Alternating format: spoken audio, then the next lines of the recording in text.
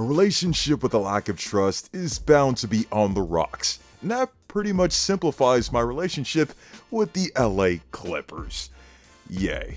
Within the past few years, they've boasted one of the best coaching staffs in the league, had all-star talent, a great supporting cast, and reason to believe they can contend with the best of the best in the West. Unfortunately, each season, the Clippers, whether it be injury or just underperformance, fell short, with only one conference finals in the Kawhi Leonard era where he didn't even play in due to injury. I shouldn't be gaslit into thinking the Clippers are legit contenders, but with them having one of the strongest offseasons in the league, they genuinely have their best squad in some time, and have convinced me yet again that they can win it all.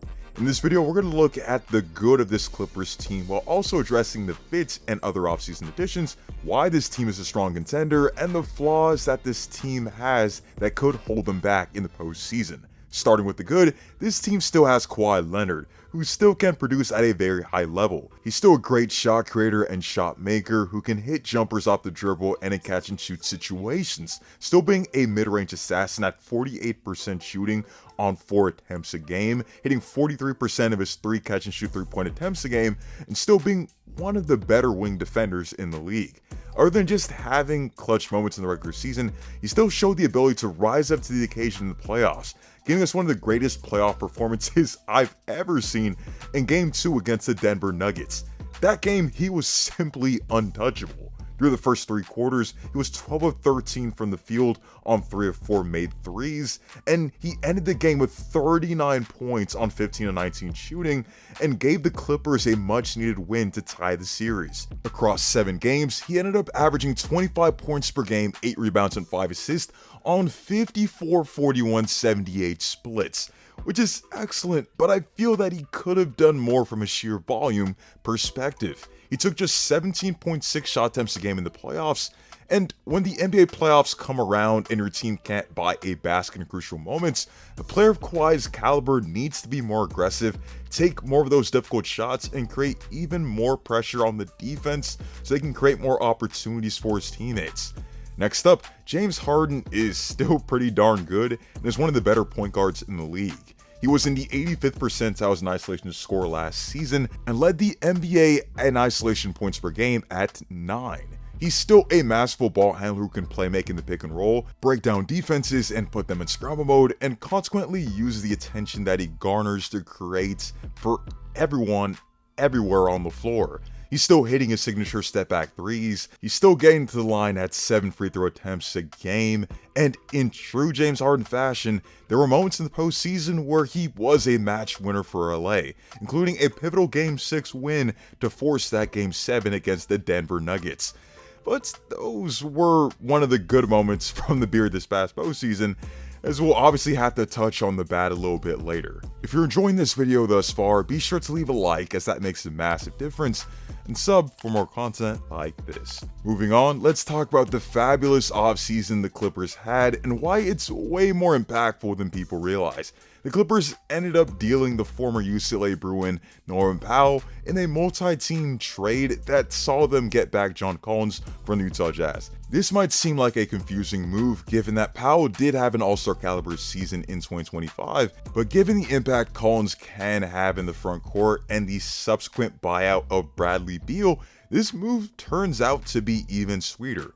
People might quickly forget about John Collins, or forget that his career is still going on since he got traded from the Hawks to the Jazz, but he still quietly had a great 2025.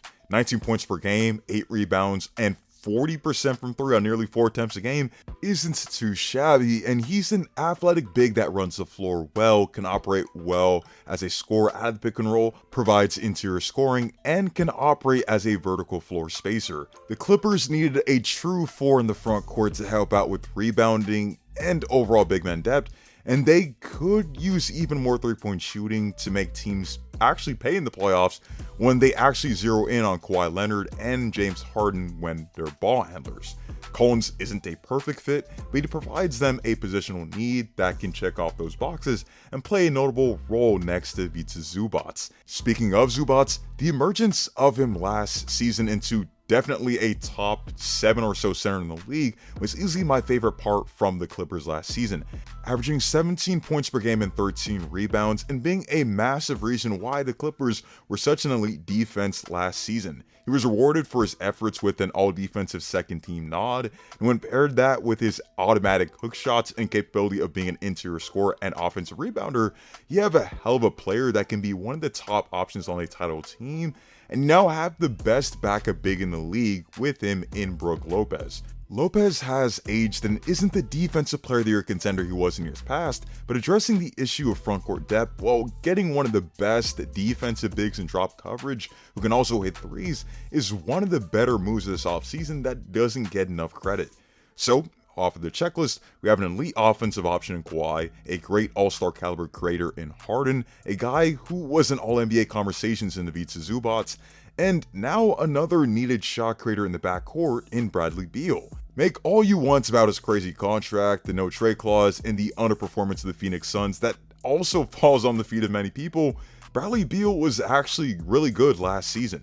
17 points per game on nearly 50, 39, 80 splits would be great for pretty much anyone, talk less of a former all-star in Beal. He can playmake and create on the ball with added rim pressure to reduce the offensive load on Kawhi and James Harden. He's a good mid-range scorer, and he's capable as a catch-and-shoot three-point threat, while also being someone who can operate off the catch. The true interesting thing about Beal on this team will be rotations and what Ty Lue's vision will be. He and Harden as a backcourt would be pretty shaky defensively, so maybe Chris Dunn gets the nod at the other guard position, and Beal can come off the bench to bolster that second unit offensively.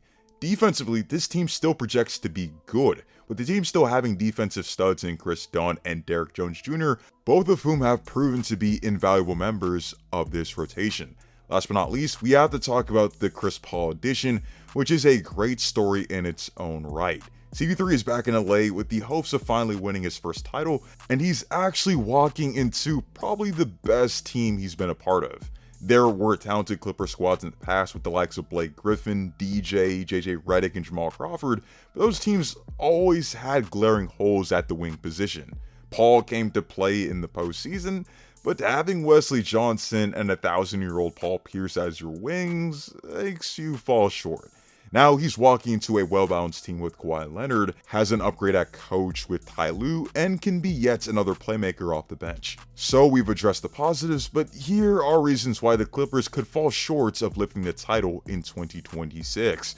One is age and injuries. The core of this team is on the older side, and we know the injury history of Kawhi Leonard, and even Bradley Beal has missed time over the past couple of seasons due to injury.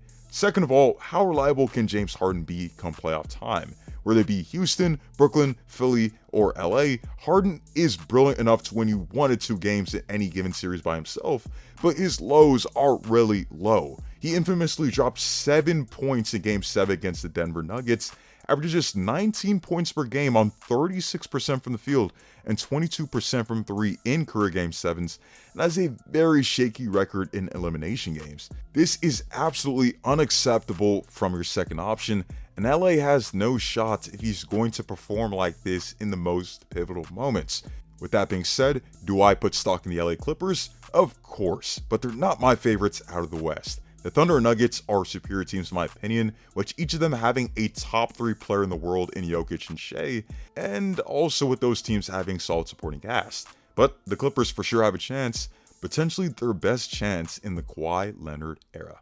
With that being said, let me know your thoughts below on the LA Clippers. Do you see this team as a true title contender, or is this team lumped in with the secondary teams in the Western Conference? Let me know your expectations for Beal, Lopez, Chris Paul, and the offseason additions on this team. And if you want to know more about a team that could be a serious threat to win the title next season, check out my last video on the Orlando Magic and why they're a serious title threat out east.